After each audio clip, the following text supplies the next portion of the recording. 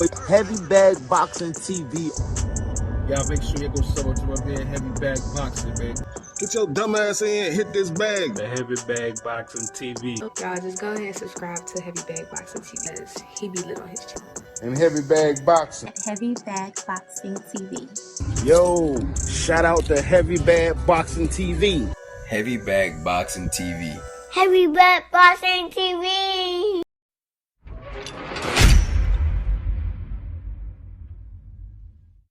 Man, where that bread at, man? Yeah, where that bread at, man? Pay Bud the money, man. Give me the money. Shut up and give me the money. The boy won. He dethroned him. Give me the money. Now, we got reports coming in. Shout out Boxing Wars, man. Bud Crawford saying, listen, if it's not going to be at 147 and y'all want it at 154, I'm going to need some more bread.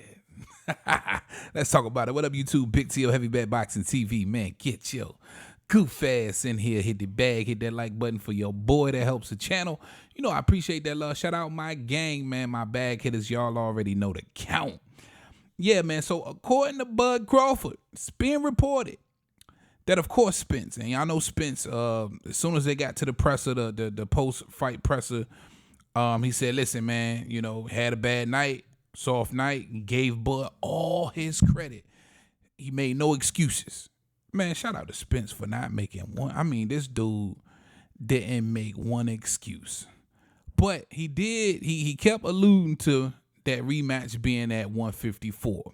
And like I told y'all, man, from what I could gather from Bud Crawford, I feel like he's just been extremely genuine about giving him the immediate rematch, or even if, because I still believe it's crazy as hell that Spence wants to do the immediate rematch, and again, against pretty much every single expert and former fighter that I have come across and seen with my own eyes. Everybody's saying, hey, you probably shouldn't do the immediate rematch. You don't have to go right back at him. But that's what he wants to do. I do believe Bud Crawford would be willing to give him whatever kind of smoke that he wanted down the road before Bud actually retires, right? But Spence wants this to be at 154. And it appears that Bud Crawford is saying, hey, if y'all wanted to be at 154, I ain't got no problem. Now, mind you, it's just a cash grab and for bragging rights or pride at this point for Errol Spence Jr. Why? Because at 54, there's nothing on the line. There's no belts on the line. There's no, you know what I'm saying? Like, if Spence does win, he's not a champion anymore. Now, granted, he would, relinquish the titles anyway. He would vacate the titles anyway, even if he was, because more than likely they both gone from 147. This is probably it. This is the last hurrah, or that was probably it, the last hurrah for 147. But not having this be a championship bout, not having any titles on the line, kind of makes it a little, it diminishes that element of the fight a little bit. Like, you know what I'm saying? When something's really, really on the line. But like when you really look at it now, for Errol Spence, it's just some get back and a payday, right? Now, I don't know how well that sits with fans, and you do have a lot of diehard Errol Spence fans out there who just want to see him get some get back. I understand that. Every true champion wants to avenge a loss. I definitely get it.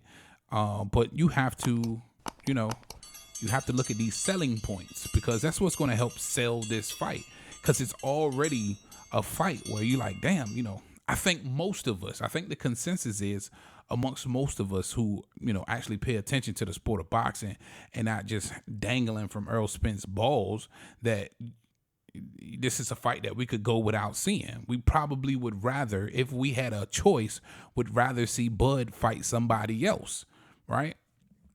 But I get it. You know what I'm saying? At the end of the day, for sure, I get it. But you got to understand, this is just for pride. This fight really has zero significance at 154.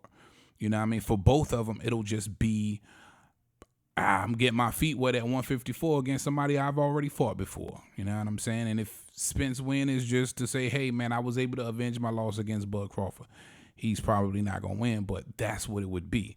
But for Bud Crawford, you know, he didn't have a problem defending anything at 47. And if he wants to fight, which Spence was adamant about having his fight at 54, he wants more money.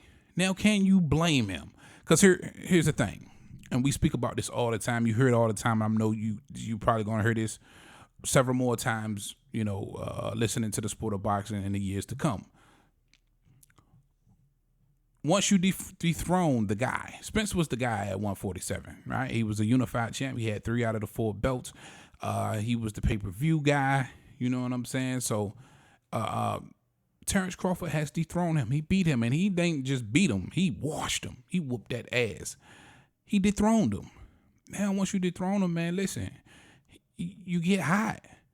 Listen, Bud Crawford is so hot that he has now surpassed Errol Spence on IG followers.